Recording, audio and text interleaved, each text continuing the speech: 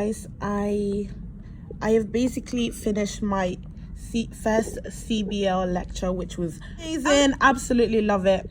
Everyone has kind of left, so I'm kind of on my own, but I just decided to kind of share like what we did, and just so you have an idea to what to expect if your university do teach the course like this. So we got given a history, which I obviously imported into my iPad, and I basically put the picture on here and I can write on this. So basically that's the whole point. The app I'm using is Notability, just in case you were wondering. And yes, so first of all, we were looking at important information that we get from the history. So first thing we looked at was the age, sex, male or female. He was a male, so he's 32 years old, male.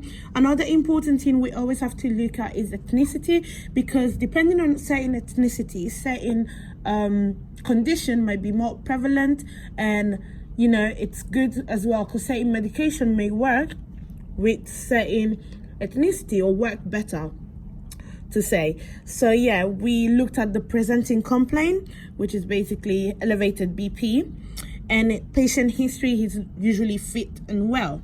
So before we got given our second sheet, which was the bit with the social history. Yeah, before we got given that, we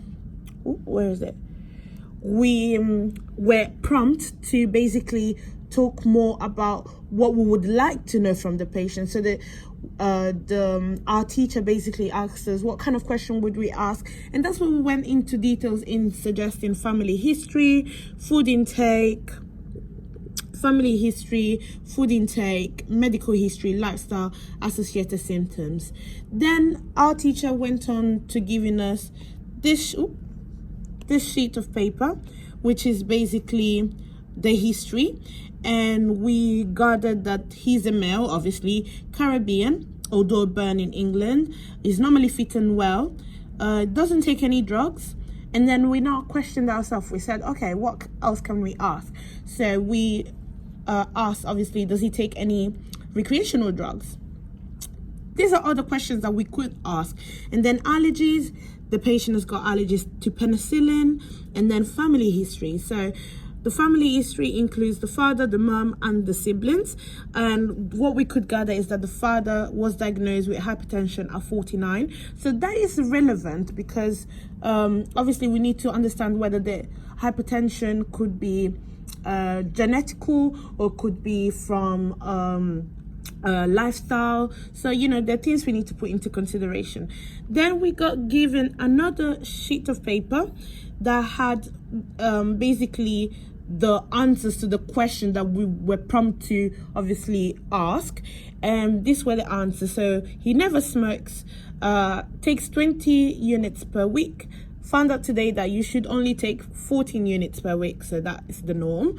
And then his diet is mostly involves the mom cooking deep fried food, which is Caribbean diet, so that basically suggests that the diet is quite poor.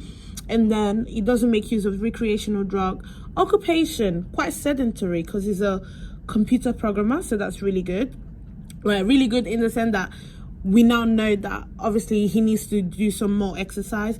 Home circumstances, this is really good in the sense to know whether you have people that can support you to help you manage your condition, or also, you know, if you live alone. So these are questions that you need to know of your patient. So we got that he lives at home with his mom and two sisters, and he's getting married over the summer. Relevant, yes, because obviously his mom does the cooking, so it is relevant. So we went on to obviously coming up with differential diagnosis. So we suggested that it could be secondary hypertension, which basically means an hypertension caused by another problem, any other ill health, hypertensive retinopathy, essential hypertension, which is basically hypertension, congenital heart failure, obesity, atherosclerosis, CHD, which is coronary artery disease, IHD, which is ischemic heart disease, diabetes, stress, and basically, yeah, different things. So we went on noting down his allergies, family history, father had young hypertension.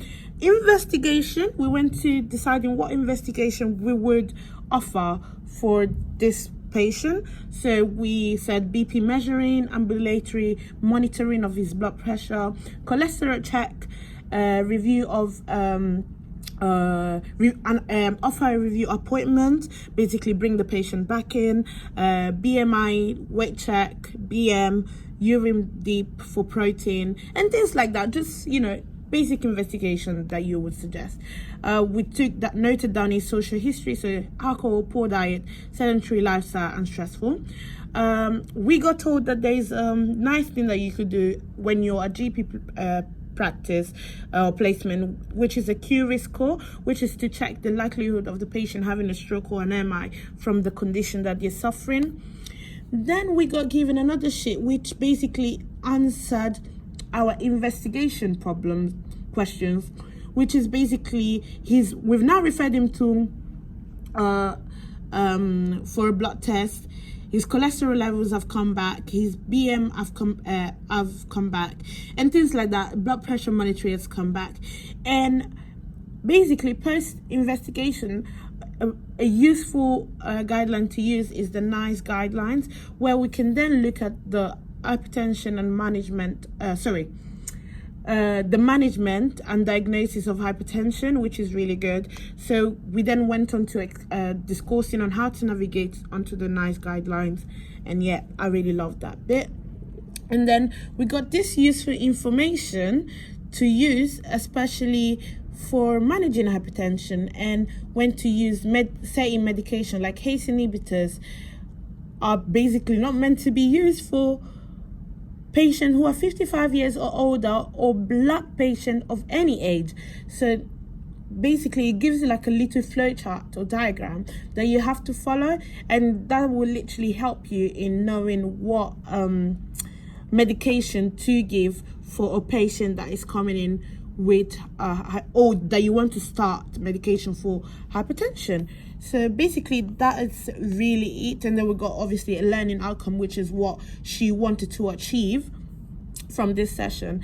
Obviously this was quite easy, and this is just to get started. We're gonna get into more complicated cases, but at the moment this was really, really good. I really loved the session. It was very interactive with the other student, and yeah, so hope you guys get the gist. And yeah, see you all later. I'm going to have lunch now. Everyone has left me, but yeah, got my lovely book, and bye bye.